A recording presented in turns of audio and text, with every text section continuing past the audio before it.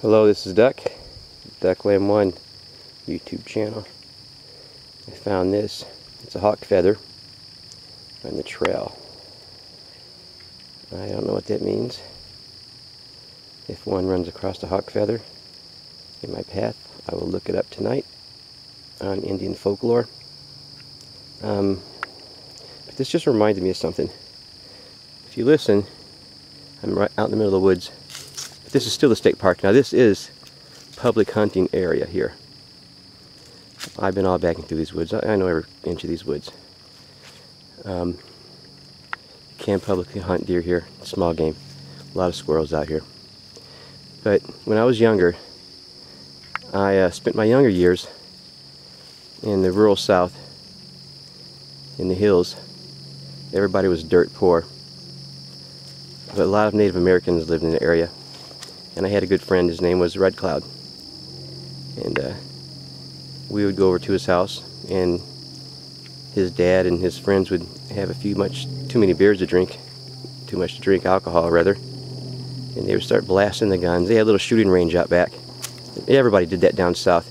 This is down south where when you're driving along the road, you notice that the signs that indicate, mile markers or curves in the road or whatever, they all have, slugs in them, or they've been shot with guns. Because it's so far out in the south, down in the south, you can just pull your car over and have target practice, and no one may ever even pass you for hours.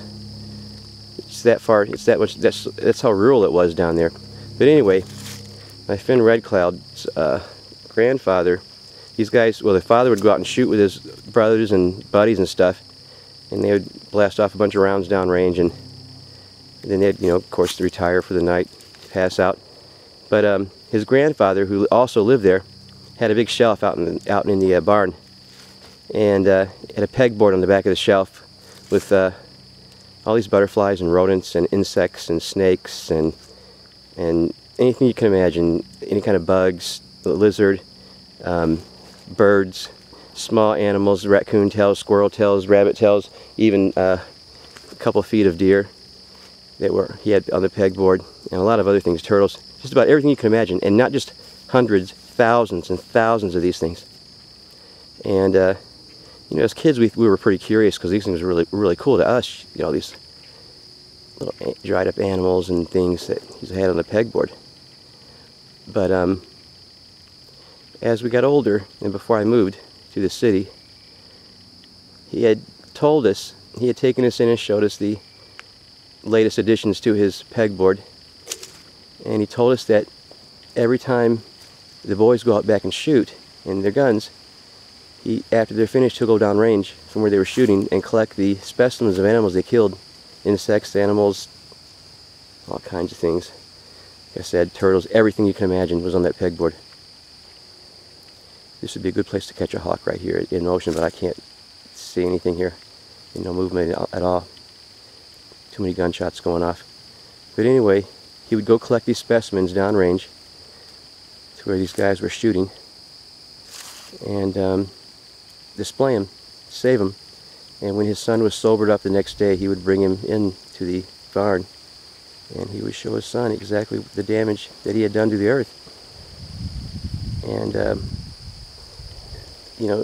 my friend Red Cloud's dad, you could see him, he would have tears in his eyes sometime. But after his grandfather would take him, they would talk in the garage, and he would have the latest specimens of the life that was destroyed, during this little melee of just simply shooting their guns. And people think it's such a benign sport.